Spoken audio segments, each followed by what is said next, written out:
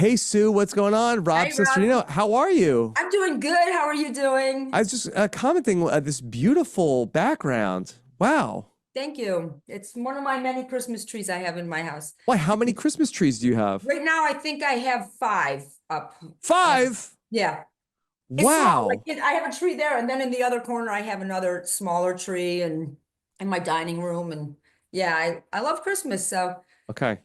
All right. Well, Sue, let me ask you about everything that was going on here in Survivor 47. First off, congratulations to you getting to the end. thank you. No small feat. How did you feel going into the final tribal council?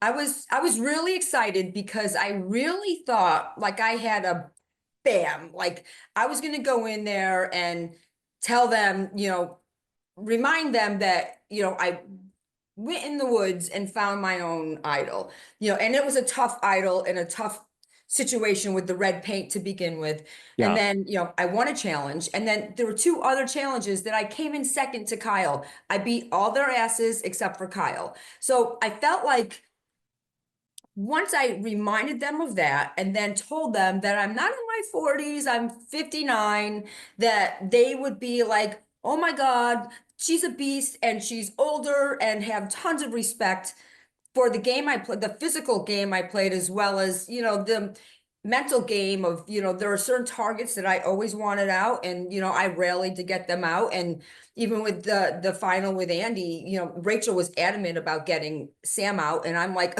I'm getting revenge for sweet Caroline. I want Andy out. So I stuck to my guns the whole time, and I was loyal, and I really thought that I could get them, but I think they were so focused on Sam and Rachel's game that I didn't have a shot. Okay, that's interesting. Okay, so from what we saw on television, it really seems like Andy tells Rachel about his game, and that's Rachel's decision. So you had more to do with that. Oh, 100%. Rachel wanted Sam. She was more threatened by Sam. And, she had had a few conversations with me about wanting to get Sam out. And I was just like, I'll never tell anybody how to play the game, but I'll tell you how I'm playing my game. I'm writing Andy's name down no matter what. The very end, I came close to saying, okay, I'll flip, but I don't know. I would rather go with someone that I knew he was on the opposite end of me. I knew where Sam was, Yeah. where with Andy, you, you never knew what you were getting from him. And that was a danger in itself. He'd lied to me 3 times. I'm like, I'm done with you. And then after Caroline, bitter. Yeah. Okay. Understandably so. You had a very close relationship. So talk to me a little bit about, you came to the game and you told people that you were 45 and hid your real age from the other players. That I don't know if we ever got in the show the reasons why you wanted to play the game that way. Can you talk a little bit about that? Yeah, I feel like younger people, if you tell them you're in your 40s, they're not really analyzing it. They're more like, okay, she's old. But if I told them I was That's the 58, reaction I get from people. yeah, what do you mean? You don't get that. Uh, No. well, here, it's about you. I'm sorry. Don't Oh, mean to okay. No, interrupt, I Sue. don't mind talking about you. You're great.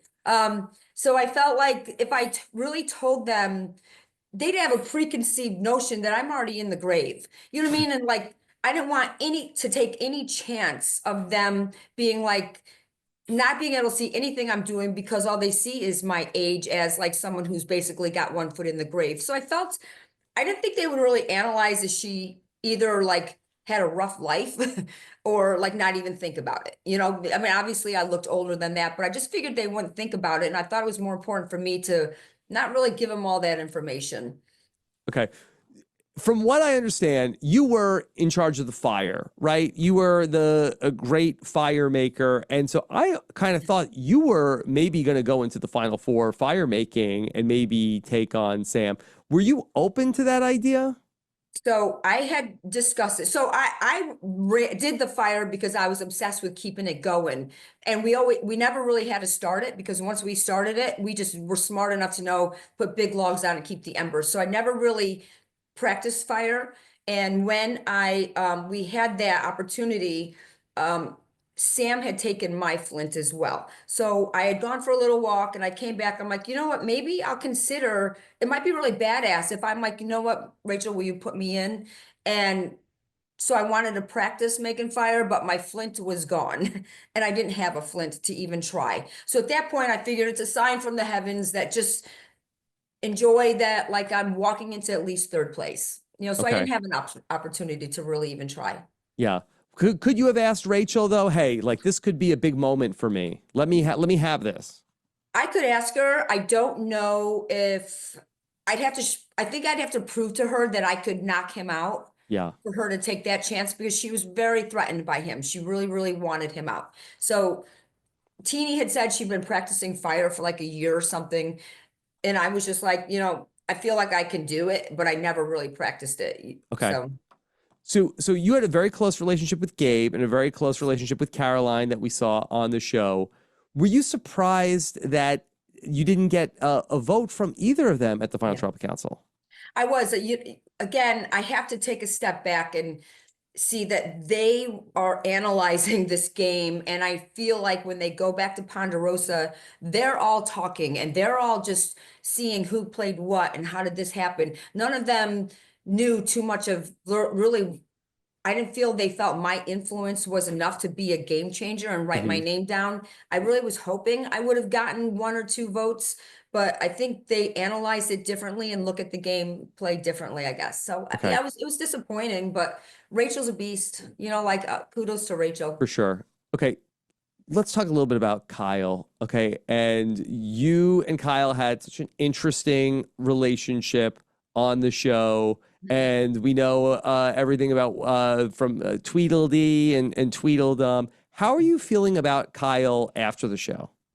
I love Kyle. Oh, No, I love Kyle. Sue, Love Kyle. the Christmas spirit is real. The Christmas spirit was always real. I always loved Kyle. Kyle's a great guy, but Kyle was my competition. Like he's the only person that took away 2 necklaces from me. Yeah. And he was a good guy. You don't want to sit next to someone like Kyle at the final, right? Like Kyle was a competition beast, great guy, had a rough childhood. Like he had a story. I'm smart Okay. enough to know So I don't want to sit next to him. did Kyle get a Christmas card? No. Okay. I didn't have time to send any Christmas cards out, so sorry, everyone. Okay. Next, I was going to ask if Andy got a Christmas card. Nobody got a Christmas card. Was Andy on the naughty list or the nice list? Naughty, very naughty, very, very naughty. Andy played a great game. He played a great game, and I have so much respect for his. I don't have respect for his game. I hated it. Like, to be honest with you, like he was a liar. He was so kind and be like, Sue, you'd love my mom, and I really want to work with you. And Yeah. then he backstabbed 3 times. I was done. He made me crazy. He made Hmm. me nuts. Okay. So now, so many people were obsessed with talking about what's going on. Why does Sue have the dirt? What is it? Is Sue contouring? I watched your video about how to get snatched cheeks. My wife told me stop saying snatched cheeks. I know. I didn't know if that meant until I know it was so embarrassing, right? Like I was humiliated watching the show and a little bit surprised that nobody really told me how dirty my face was. I've had conversations with Caroline and Rachel, Yeah. and there were times that they'd be like, Sue, you've got a little dirt, I'd wipe and they'd say, don't keep going. And I'd wipe and it didn't leave. So I'd be like, oh, forget it. It's no big deal. Like I didn't know how bad I was. Yeah. Was that from looking for idols or from working on the fire? Fire. Well, I'm an outdoors person and I love getting dirty, climbing trees, doing whatever I have to do. So for me, it was no big deal to just be digging deep down into something and have it all over my hair, my face, or whatever. There's no mirror, there's no soap. You splash your face. When I would wake up in the morning, between Andy stepping over me and the dirt from his clothes falling onto my face every day. And then, you're sleeping and maybe you have a shirt for a pillow and, I wake up, you splash your face, but you don't scrub it. And I didn't know I needed to scrub it and soot doesn't come off. So Hmm. my hands were always dirty wherever it was. I would spend the nights sleeping and I had rocks like this big and I would put them close to the flame so they'd get very hot. And I would rotate them into my body and put them like on my thighs or whatever to Yeah. stay warm. I had, burn blisters, like I I literally, saw the bandage. Yeah. yeah, I had was obsessed with staying warm at night because that's the one thing I run cold. And that was my only fear coming into Survivor, was being too cold. So yeah, I was a dirty mess. And what I want to say though, and this is for people too who maybe you get a lot of hate and you feel embarrassed or whatever, if you can make fun of yourself, Yeah. life is so good. Like, I made my contour video and I had a blast with it. It was maybe a little bit for the haters, a little bit more for, being funny or whatever. But if I can, it sort of shuts everybody down, right? Like Yeah. when you can make fun of yourself, what are they going to say now? Yeah, that's the right attitude, and I'm glad that you don't let them bother you. And Oh, look, that's no. that's the only way to get through something like this. So, all right, I wanted to talk about when it was the final five, and so there was a decision: does Genevieve have the fake idol or not? Is Genevieve's idol real? And it seemed like that you went back and forth on believing it was real or fake. How did you decide that it wasn't real? Well, I pictured if that were me and her head was on the chopping block the last two tribals and she didn't use it. And I felt like if she would have used it the tribal before, I think you even saw her face, how scared she was, even I Hmm. think with the Gabe, with one of the votes, that she was terrified that it was her. If she had an idol, she 100% would have played it. So my gut was telling me she didn't have an idol and we were going to shoot for her. Yeah. Okay. Yeah, that's good logic. Yeah, nobody's that brave. No, I'm not even that brave. Like every morning I woke up dangling my idol saying, I'm playing this tonight. And then, Hmm. you feel the vibe and you see what's going on and you're like, okay, you know what? I'm going to keep it tucked in my bra one more day.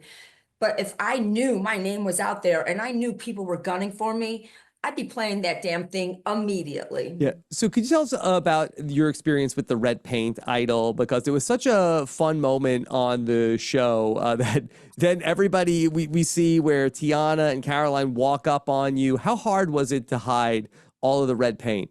This, I can't even describe when this big platter or pot crashed.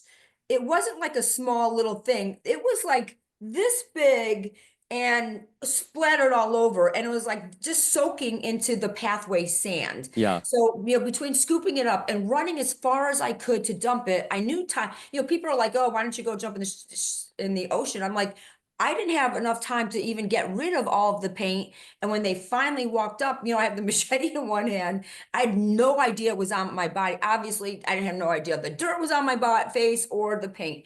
But when they asked me that, the whole story was, you want to hear the whole story that I Yes, told them? please. So I had originally, I needed to get my head together and I just said, I'll tell you what happened afterwards. So I told them that I have a very, very low tolerance to blood and it makes me pass out. So I said I was walking through the woods with the machete and I stepped in one of the holes and I fell and I bit the back of my tongue. Yeah. And then I could taste the blood and it made me dizzy. So I figured I started laying down and then I was laying down, it pulled in my mouth and it made me gag. So I rolled over and I'm dry heaving and that's how my hair got stuck in it. I gave him this whole What a stupid chain story. reaction. Yeah. I had no choice because I couldn't say I cut myself because they'd want to see it, right? Like you, you have to just It's fingers not crossed bad. that they go Yeah. with it, I didn't think they believed me, but like, I think they were just like not expecting me to be able to do anything. And I don't know. Yeah. I don't know. Like it was crazy.